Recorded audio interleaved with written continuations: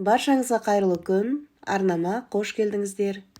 Сіздермен бірге Эльмира Мажитқызы. Ұстаған оразамыз, тілеген дұға тілектеріміз қабыл болсын. Бүгін сіздерге өте тойымды әрі дәмді, ешкім дайындап, дәмін татып көрмеген тарыдан десерт дайындап көрсететін болам. Алдымен ыдысымызға 2 шай кесемен тарыны салып, үстіне 20% қаймақтан 3 ас қасық қосамыз. Бұл десертті жасап жүргеніме біраз жылдар болды.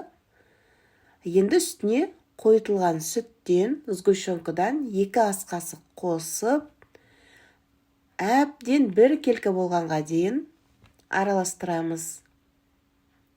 Сәресінде осы десертпен шай ішсеңіз, күні бойы өте жеңіл әрі тойып, қарныңыз ашпай жүреді.